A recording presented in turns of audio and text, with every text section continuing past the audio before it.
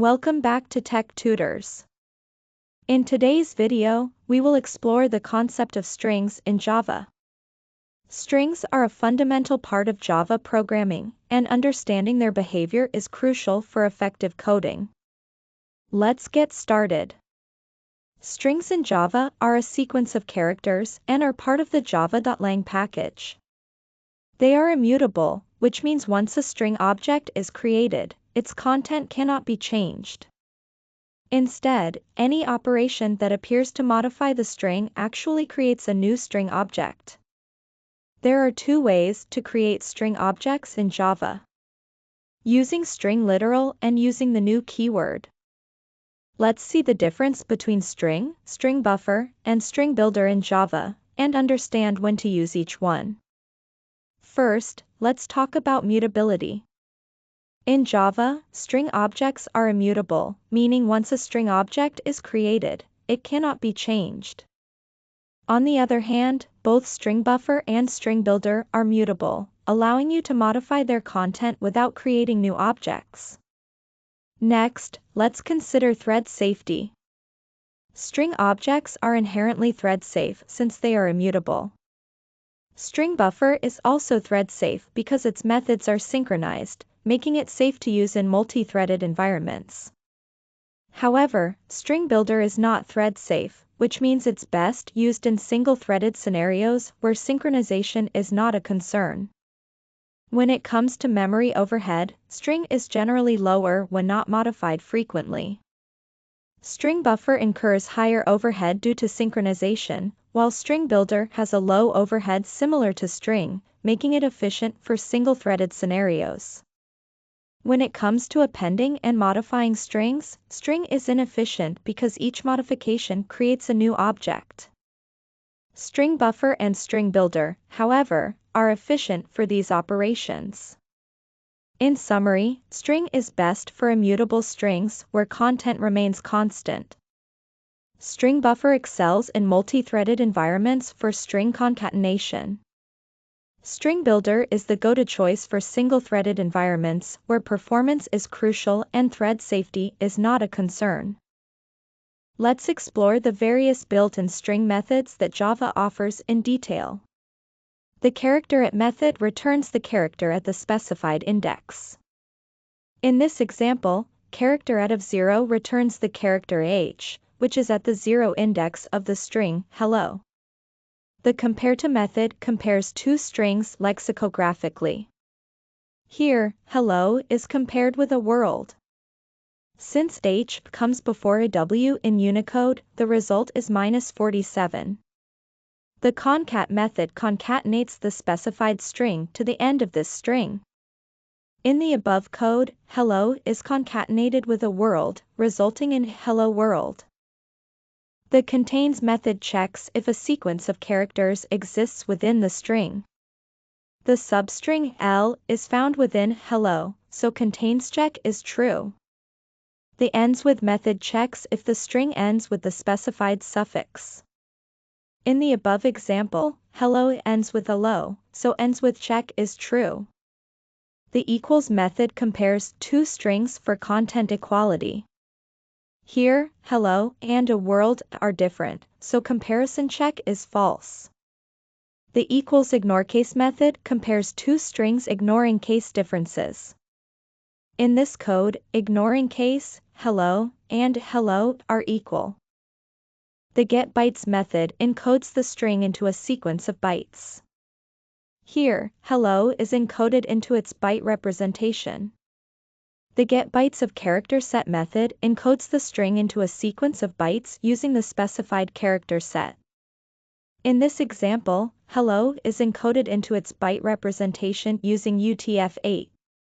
The getBytes of character set name method encodes the string into a sequence of bytes using the specified character set name. It throws an unsupported encoding exception if the named character set is not supported. In the above code, hello is encoded into its byte representation using the UTF-8 character set. The isEmpty method checks if the string is empty. The hello string is not empty, so isEmpty check is false. The getCharacter method copies characters from the string into a destination array. Characters from hello string are copied into the destination array. The indexOfCharacter method returns the index of the first occurrence of the specified character. Here, the character e is found at index 1 in hello. The indexOfSubstring method returns the index of the first occurrence of the specified substring. In this example, the substring low is found starting at index 3 in hello string.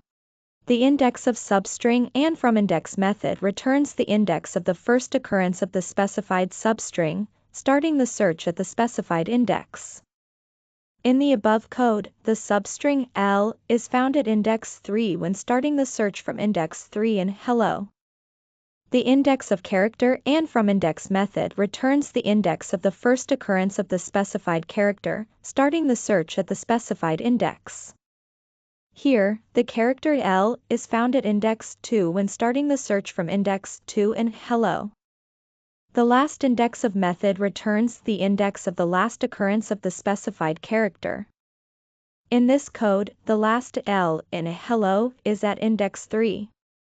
The intern method returns a canonical representation for the string object. Here, string1 is a new object, while string3 references the string pool. The length method returns the length of the string. In the above example, hello world has 11 characters, including the space. The replaceOfOld character and new character method replaces all occurrences of old character with a new character. In this code, all ELF characters are replaced with a W. The replaceAll of regular expression and replacement string method replaces each substring matching the regular expression with the replacement string. Here, all digits in hello 1 2 3 world 4 5 6 are replaced with hex. The replaceFirst of regular expression and replacement string method replaces the first substring matching the regular expression with the replacement string. In this code, the first occurrence of EL is replaced with a W. The split method splits the string around matches of the given regular expression. For example, the string hello world can be split into an array of strings separated by spaces. The starts with method checks if the string starts with the specified prefix. Here, hello string starts with he, so starts with check is true. The substring of startIndex method returns a substring from the string. In this example, the substring from index 1 to the end of hello string is hello. The substring of startIndex and endIndex method returns a substring from the string. In the above code, the substring from index 1 to 3 in hello string is L. The toChar array method converts the string to a new character array. For example, hello string is converted to a character array. The toLowerCase method converts all characters in the string to lowercase.